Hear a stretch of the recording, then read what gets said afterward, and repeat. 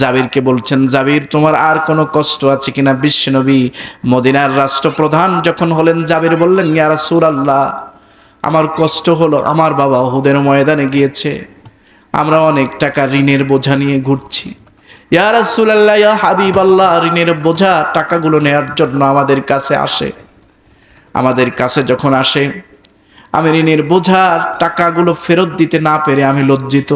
তখনই আমি বলে দেই, উহুদের ময়দানে আমার বাবা শাহাদাত বরণ করেছে, এই ঋণের টাকা পরিশোধের দায়িত্ব বিশ্বনবী জনাবে মুহাম্মদুর রাসূলুল্লাহ সাল্লাল্লাহু আলাইহি ওয়াসাল্লাম নিয়েছেন। সুবহানাল্লাহ। জাবির ইবনে আব্দুল্লাহ রাদিয়াল্লাহু তাআলা আনহু, তার কাছে একজন পাওনাদার এসেছে, বিশ্বনবীকে দেখিয়ে দিয়েছেন এই ঋণের টাকা বিশ্বনবী নেবেন, কারণ বিশ্বনবী মদিনার প্রেসিডেন্ট হয়ে প্রথম ঘোষণা দিয়েছিলেন, এই মদিনায় যারাই রয়েছে, যাদের বাবা ইন্তেকাল করেছে, সন্তান সন্ততি পরিবার পরিজন রেখে গিয়েছে, তাদের দেখভালের দায়িত্ব আমি মুহাম্মদুর রাসূলুল্লাহ নিজের কাঁধে নিয়ে নিলাম। সুবহানাল্লাহ। আল্লাহর হাবিব বলেন, জাবির তোমাদের কি আছে?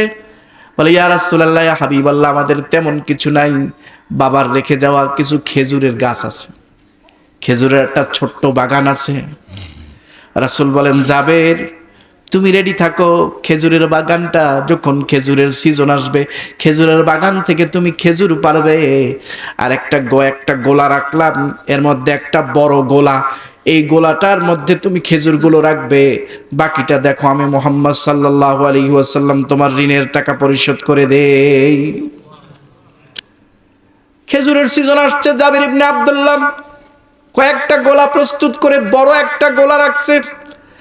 বিশ্বনবীকে বলেন, এটাই হলো বড় গোলা। আল্লাহর হাবিব সাল্লাল্লাহু আলাইহি ওয়াসাল্লাম বড় গোলাটার দিকে 3 বার ঘুরলেন, বুখারী বর্ণনা। গোল চক্করে 3টা চক্কর দিলেন। গোলাটার দিকে কয়বার চক্কর দিলেন? একটা কথা 3 বার বলা সুন্নাত, একটা আমল বোঝানোর জন্য রাসূল 3 বার বলতেন।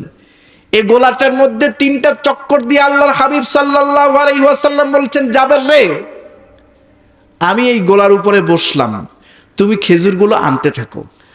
জাবের বলেন, জাবের নিজে হাদিস বর্ণনা করছেন, তিনি বলেন, আমি দেখলাম আল্লাহর হাবিব গোলাটার উপর নিজে বসে বিসমিল্লাহ বলে খেজুরগুলো বিতরণ করছেন। আমার যত পাওনাদার আছিল, আমার চিন্তা ছিল যে এই যে খেজুরগুলো পাবো, এই খেজুরগুলো আমার বোনেদের মধ্যে ভাগ করে দিব, নিজেও কিছু খাবো, কারণ আমাদের উপার্জনের তেমন কোনো উল্লেখযোগ্য কোনো জায়গা নাই, কোনো খাত নেই, কোনো উৎস নেই, এটি হলো একটি গুরুত্বপূর্ণ উৎস। সুতরাং আমি খেজুরগুলো তুলবো আর সেগুলো থেকে আমার বোনদেরকে দিব। যখন পাওনাদারকে মেটাতে হবে, আল্লাহ রাসূল যখন এটা বলেছেন, আল্লাহর হাবিব যখন বলেছেন আমি রাজি হয়ে গিয়েছি, তখন আল্লাহর হাবিব বিসমিল্লাহ বলে খেজুরের গোলা থেকে যখন খেজুরগুলো আস্তে আস্তে করে দিচ্ছেন, বিসমিল্লাহ বলে খেজুর দিচ্ছেন, ঋণ যারা পাবে, দেনার টাকা যাদের শোধ করা প্রয়োজন, প্রত্যেকের দেনার টাকা, যারা দেনার টাকা পয়সা পাবেন, সবগুলো পরিশোধ হয়ে গেল। আমার মনে হচ্ছে এই যে গোলাগুলো খেজুর দিয়ে আমি পরিপূর্ণ করেছি, আল্লাহর হাবিব যেই গোলার উপরে বসে আছে, এই প্রতিটি গোলা থেকে একটা খেজুরও কমে নাই, বরং আল্লাহর রাসূলের বরকতি হাতে সকলের দেনা পাওনা পরিশোধ হয়ে গিয়েছে।